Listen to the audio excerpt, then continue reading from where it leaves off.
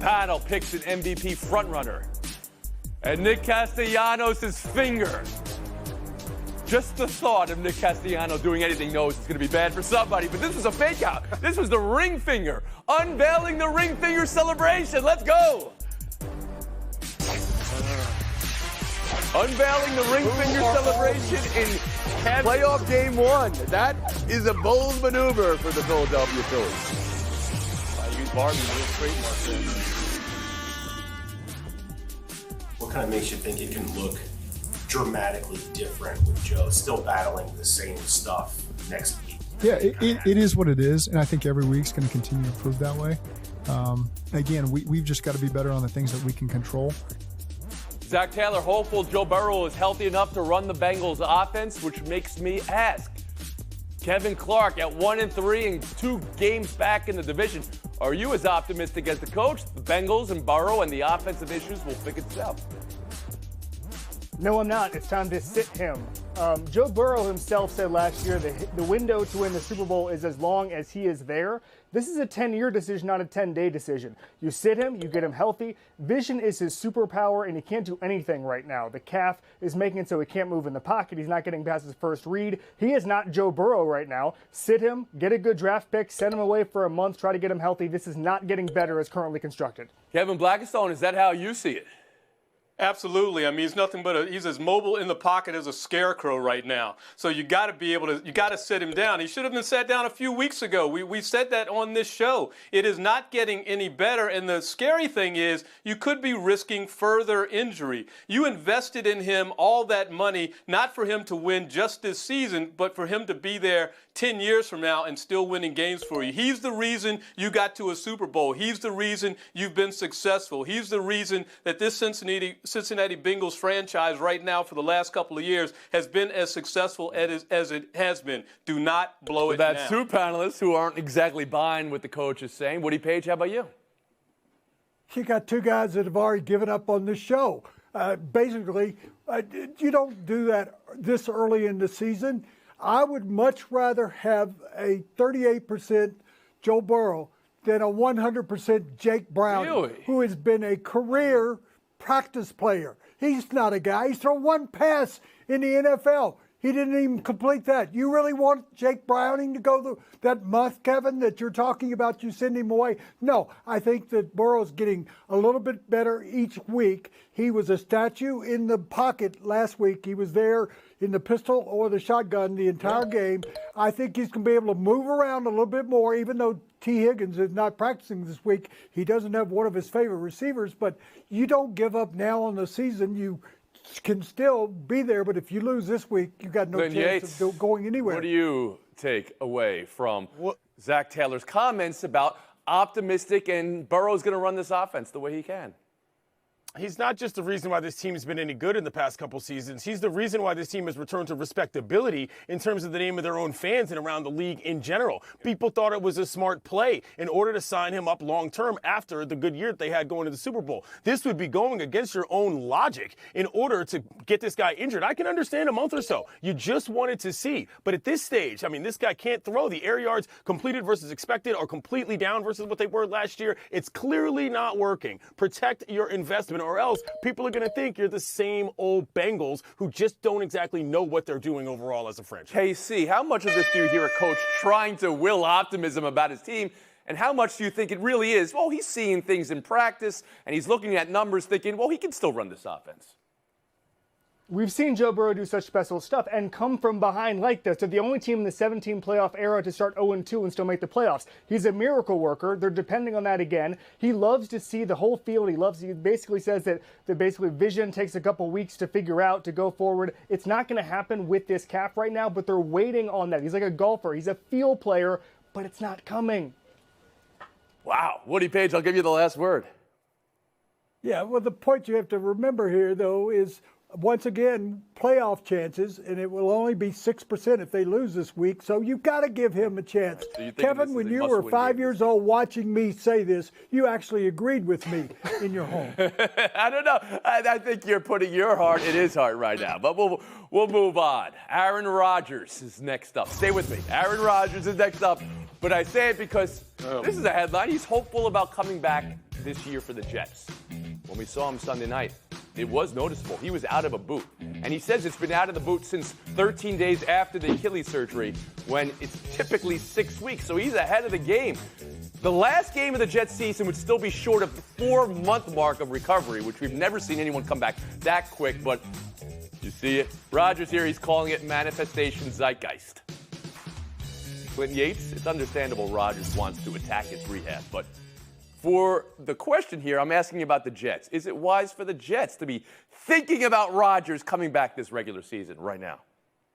No, not remotely. Aaron Rodgers is a narcissist and clearly does not have that many close friends, because you do not need to be announcing to the world every week your thoughts on your leg when you're not playing football. It doesn't matter to the New York Football Jets, and this was my concern from the beginning. When you've got a guy with that kind of platform who needs that much attention, taking up that much airspace, what happens with your actual team won't matter at all. If I'm the owner of the Jets, I'm placing a phone call and saying, Aaron, enough. Please, at the very least, contribute to what we're doing on the field, because the rest of this stuff, nobody cares about. It's not going to affect the team anymore. Woody Page, should the Jets be thinking about Rodgers this season, even though Rodgers is putting it out there? I just think it's funny that the two most important people in the NFL have not played a game this year. One of them sits in a suite. The other one is on the side of the field saying, oh, I'm going to come back at the beginning of the playoffs. Not a chance of that. The Jets should be concentrating on, again, they've got to win in Denver or their season probably is going to be over even before he thinks about coming back. Let's consider Cam Akers. He had the same problem with his Achilles, and he came back in 5.5 months. He's 22 years old. The oldest man in the NFL thinks he's going to be on that same sort of pace to come back. No, there's not a chance. The best he could come back in is in January, and the Jets will be long gone by then. Black Stone. Well, I'll just have to remind everybody that it was June 15th, the year 2000, on the eve of Game 5 between the Pacers and the Lakers in the NBA Finals, when I blew out my Achilles. I think Frank Isola tripped me up on the basketball court. Do you know how long it took me to get back? I would have been well past the beginning of the next NFL season. Athlete. I mean, we've gone through this before. The idea that he wants to come back and wants to be optimistic is very understandable. It's his body, and this is. It is, but it would be a medical miracle, medicine that he, by the way, does not believe in, that would be able to bring him back in that rapid a time frame. It is not happening. It will not happen. And by the way, the team that he's talking about coming back to, why would you this season? They're not going to be in the playoffs. Kevin Clark, you see it any other way here than the rest of your cohorts?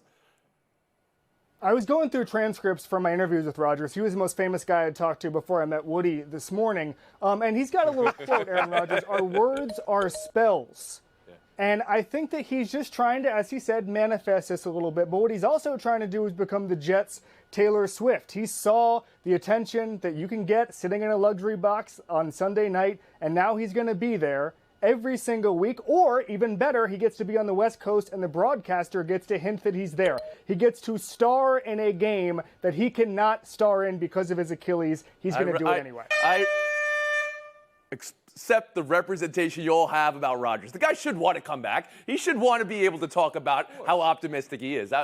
I get what you're saying about the Jets season not making to the point where he would be healthy enough to do it.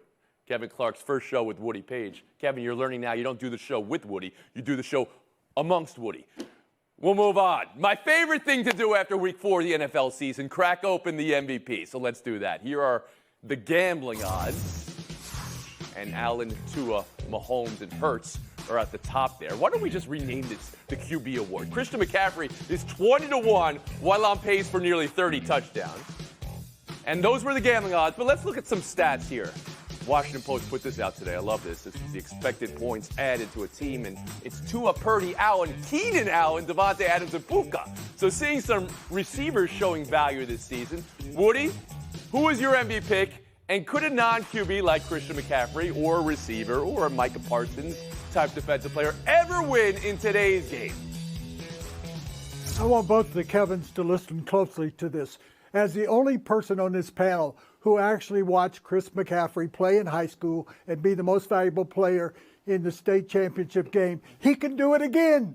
Why not? Does it have to be a quarterback? I know they've won the last decade, and they win 2/3 of the time since the MVP award was named to begin with. But I think, why can't it be a Parsons with the Dallas Cowboys? Why can't it be Tyreek Hill in the year he's having with Miami? Why does it have to be a quarterback as the most valuable player? Again, like in the NBA, we're not talking about the best player in the league. We're talking about the one that's most valuable. And so far, getting a touchdown in every game so far this season, and 4 in one game, and 600 yards from scrimmage and 7 touchdowns. Of course, he should be not only in the conversation, he should be at the top of the first sentence. Kevin Clark, I turn to you. Can a non-QB, can a Christian McCaffrey possibly win an MVP in today's game? Yes, and he should.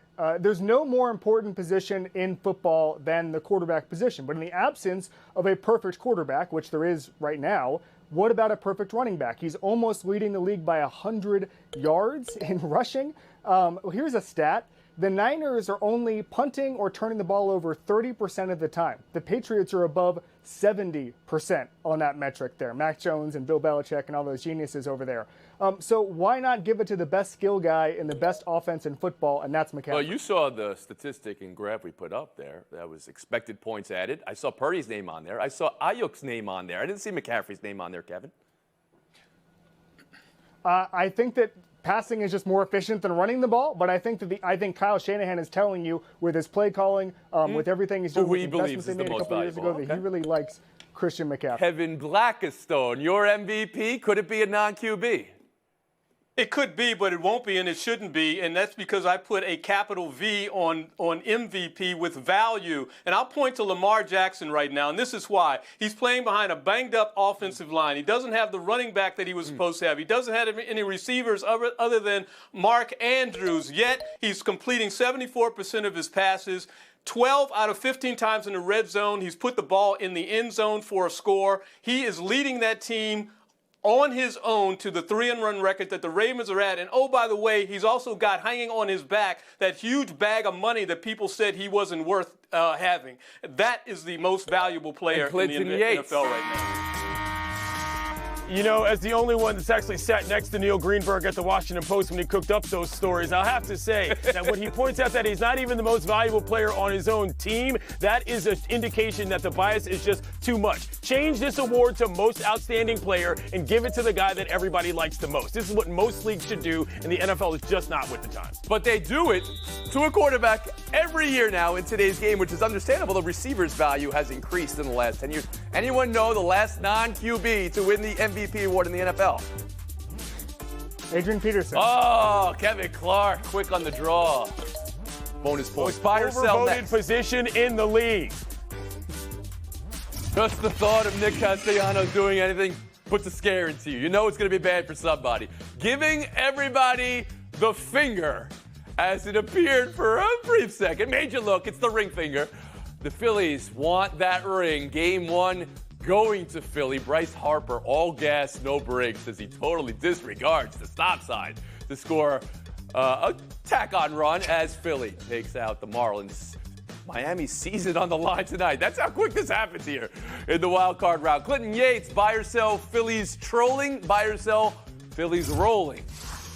I'm buying the Phillies rolling. This started last season when they made that huge run in the postseason to get all the way to the World Series, even though they didn't win it. I'm buying them trolling. They got the chest out. They got the jerseys undone. They're blowing through stop signs who probably should have put them up earlier in the game against Kyle. I love everything about this team. Woody Page. I'm buying it. Castellanos is one of the most entertaining personalities in all of baseball. He was having some fun for the moment, and you have Bryce Harper just blowing past the third base coach there. I think they're fun, and Phillies fans are the best in the league as far as I'm concerned. Kevin Blackistone. Ooh, Phillies fans, the best in the league. As a DC guy, it is hard for me to give them credit, but I'm buying rolling, I'm buying trolling. I just can't believe that Bayou Barbie, Angel Reese, has not patented the ring finger move, right? Isn't that what we saw in the finals? This is a little bit different, but I hear what you're saying. Right. Kevin Clark. I'm buying the Phillies rolling. They seem great. I'm selling the celebration. I didn't like the subtlety to it. Jake Cave said he had to watch it and slow it down on an iPad to make sure it is what he thought he was. We don't need Easter eggs. This isn't a Star Wars show. do the Angel Reese thing. Do the Angel Reese thing. I don't know. Yeah, I mean, come on now, Clark. You got to enjoy that. You're buying Phillies fans, Woody Page, is the best in the league. Speaking of buying, all right? The tickets to get into the joint in Philadelphia are about 5 times the price of every other game, including Tampa, which I'm not sure if you saw the attendance in that game. That's not hard to do. But that's where the fans are in this postseason in Philadelphia. We'll move on. Buy or sell 2? In these playoffs, he became the Lakers' daddy. That was then. This is now. The schedule makers know what they're doing. Lakers at Nuggets for Denver's ring night. The Lakers say they're circling that game.